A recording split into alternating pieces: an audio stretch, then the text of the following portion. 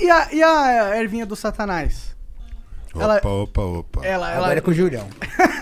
Opa. Ela ajuda a você ser um maromba de sucesso ou atrapalha? Qual que é a real? Tudo depende de como que você usa, né, cara? Essa é uma questão muito particular das pessoas. E tem muita gente que faz um mau uso, né? Então, entre remédio e veneno, o que diferencia é a quantidade. Total. Então, tudo que é excesso realmente te tira de si, né? E não traz benefício algum. Mas é uma atividade bastante comum no nosso cenário. Pra mim faz sentido, pra mim parece complementar, entendeu? Sim, porque também tem ação analgésica. Você tem muita dor muscular, porque você Exato. treina muito. A maconha, ela dá uma... Ajuda a relaxar no sono, ajuda a trazer apetite para quem precisa comer. Então, eu imagino, ajuda isso mesmo? Sim. Você, tipo, tem momentos assim, cara, não tô com fome, não consigo comer. Você vai lá dar dois tapinhos. Hoje ainda que entra uma questão que é muito diferente, né? Hoje com o acesso que você tem, você consegue o componente adequado para a situação. Então tem pessoas que usam para sono, né? Que não podem ter apetite.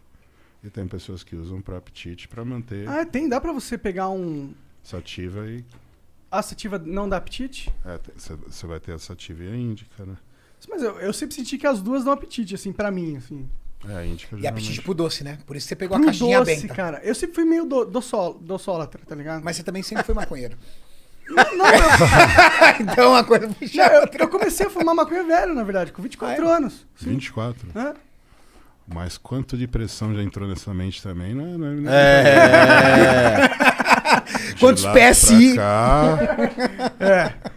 Eu não tenho noção de gramagem, né? Porque Agora eu muita descontei coisa. toda a época que eu não fumava, com certeza. Eu fumei 3 vezes mais que uma pessoa normal, eu acho.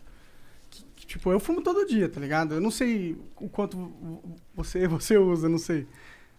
O Júlio? É. Ó, a briga é boa entre você e ele, viu? É? Porra. Eu sou um modo antigo, né, cara?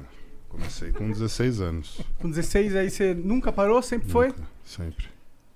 Agora uma coisa eu questiono. Pô, pior é que você parece bem mais rápido que eu da cabeça. Agora uma coisa eu questiono. Falar que a erva atrapalha a memória. Cara, o Júlio tem uma memória absurda. Absurda. Eu guardo bastante coisa. Ele lembra de coisas e detalhes do nosso esporte, de atletas que foram referência. Cara, ele lembra o lugar, o país de origem, o sobrenome do cara. O cara é do leste europeu. O fulano de tal, sobrenome fulano, ganhou. Aqui, na verdade, memória quando absurda. você gosta do assunto, você vai se aprofundando e acaba conhecendo um ou outro. Eu gosto de estudar a história do esporte, então é uma coisa que eu sempre busquei me especializar como eu tenho uma frequência de ficar vendo, me atualizando, aí se torna meio que instintivo você lembrar, né, dos nomes dos atletas, da época e da competição que eles disputaram. Pô, mas é difícil, cara. Eu não lembro de porra nenhuma, se me perguntar. Eu gosto muito. Então pega o fornecedor do Júlio que é melhor. Mas o que acontece, cara? A principal que eu acho que é aí que tá o diferencial é que ela te leva para um estágio de concentração onde você melhora a performance. Então, eu sinto que eu foco mais, me ajuda a focar. Ajuda no foco. Sim. Então, isso é a parte principal. Porque me tira uma ansiedade, assim, me ajuda a desconectar daquele buzz que tem na minha cabeça, eu fico mais... É essa a sensação que eu tenho que fazer. A sintonia adequada para o que você quer fazer. Sim. Exatamente isso. Então, assim, quando você consegue chegar nesse estágio, ter autocontrole, continuar suas atividades, não deixar de trabalhar, não atrapalhar a vida de ninguém, tudo certo. Sendo saudável? Exato. Cada um... Até porque o que acontece? O nosso meio, né? Ele também é um meio que é muito marginalizado com relação ao uso de substâncias, né? Então o fisiculturismo sempre foi o bandido dessa história. Apesar de não sermos a categoria que tem o uso mais frequente de substâncias dopantes. E isso não são só relacionados a esteroides. Então você tem esteroides, analgésicos, inibidores.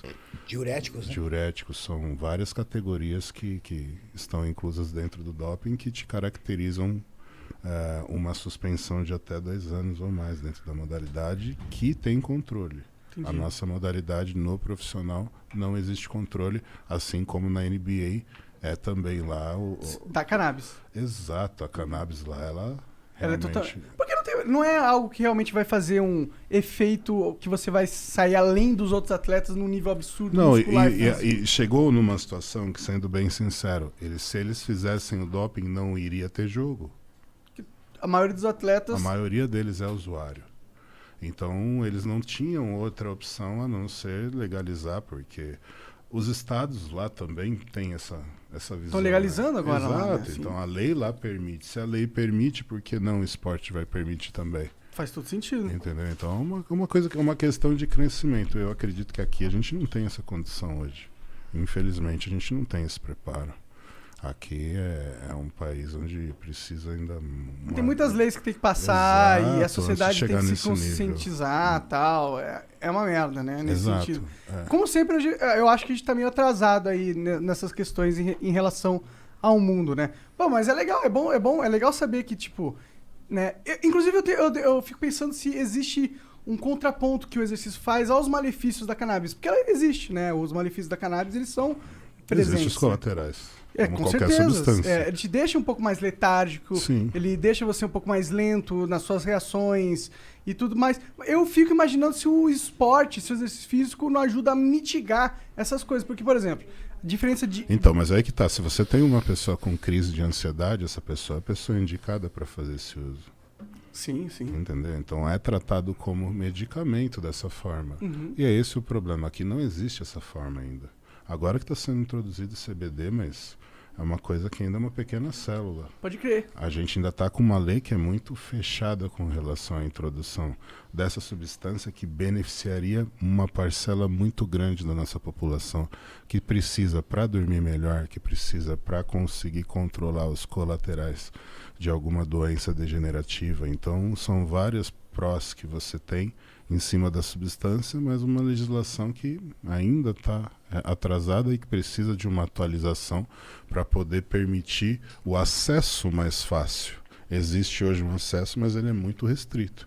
Se esse acesso fosse mais fácil, a gente teria muito mais controle e muita gente conseguiria controlar a insônia sem ter que usar um tarja preta, né? Exatamente, isso que a galera às vezes falha em entender, que existem muitos outros remédios aí que têm efeitos colaterais piores, mas eles são legais. Exato. E eles têm a mesma função que poderia ter um canabidiol, entendeu? Isso. E a gente só tá tendo um limite desnecessário, burocrático, na saúde das pessoas. Inclusive lá nos Estados Unidos eles estavam tendo uma crise muito forte de opioides, que eram aqueles remédios de analgésicos Sim, mesmo. pesado, analgésico pesado. Sim. Mas essa entra numa questão que é política, né? As indústrias farmacêuticas também começam a perder um mercado que é muito grande. Então não é tão interessante para eles uma liberação dentro da Anvisa de uma substância que teoricamente iria inibir as vendas de certos medicamentos. Com E certeza. é um bagulho Júlio que tem é toda só a razão. você plantar aqui que nasce. Mas isso para a indústria farmacêutica é uma dificuldade. É péssimo. É péssimo. Peraí, eu vou ter que trabalhar com uma plantação disso, cara. Através de síntese orgânica, eu consigo fazer esse princípio ativo num reator. Verdade? Não dependo de um elemento natural. Fala assim, não, deixa isso para lá. A indústria farmacêutica, ela faz o que ela quiser. Por exemplo, é muito mais fácil você produzir um coquetel antirretroviral ou você descobrir, estudar e investir para uma vacina da cura da AIDS? Que vai te trazer mais lucro. Cara, O se que vai te você trazer maluco é o tratamento Não, perene. É o AZT. que vai te manter vivo e que vai te manter por um longo período. Esse tratamento é um tratamento caro. Muitas pessoas não sabem porque quem tem problema, quem é soro positivo, ele geralmente recorre ao governo. E o governo subsidia esse tratamento, mas é um tratamento muito caro. E o Brasil é o único no mundo que tem esse tratamento gratuito. Pô, da hora demais isso, né? É um tratamento muito caro. E é um tratamento pro resto da vida. Ou seja, é a garantia da venda daquele medicamento pro resto da vida. O indivíduo tem 30 anos, ele vai viver até os 75, 80, ótimo. Então você vai ser meu cliente por 40 anos. Aí imagina um cliente como o Brasil. Quanto que não consome desse medicamento? Na verdade, então o governo tá dando uma grana fodida todos os meses. A indústria anos. farmacêutica domina o mundo, acho que mais que a indústria bélica, Renato. Cara, olha, a indústria farmacêutica, pelo volume de consumo, eu também acho, mais do que a indústria automotiva. É que você tem que, se for comparar as diferenças das indústrias, né? O poder da indústria bélica é diferenciado no sentido que ele mexe com territórios. Poder, mas e o faturamento? É, Imagina a as gente tá falando de indústrias, números. imagina Sim, as sim. indústrias que descobriram que desenvolveram a vacina do Covid. Hoje em dia Hoje Elas não são dão as mais conta, caras tipo, do não dão mundo. conta. Sim. Imagina Com certeza. vacinar o planeta inteiro, ou seja, tem 2, 3, 4, 5 empresas, por exemplo, produzindo. Cara, É uma demanda global, universal. o planeta vai usar meu produto. Acabou aí, a empresa estourou aí. Acabou.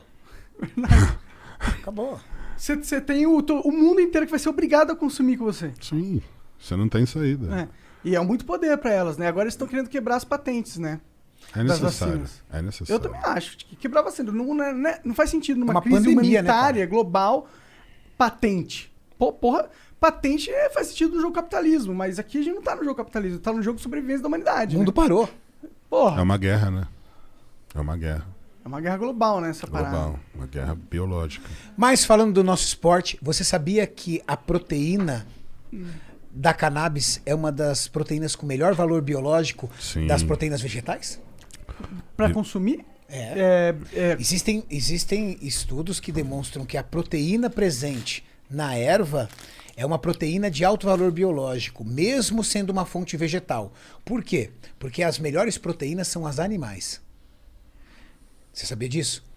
Mais ricas. As melhores proteínas são as animais. Carne, frango, ovo, peixe é melhor do que uma proteína de soja, do que uma proteína da ervilha, do que uma proteína do Sempre feijão. soube disso, nunca comprei esse papo dos veganos que carne faz mal.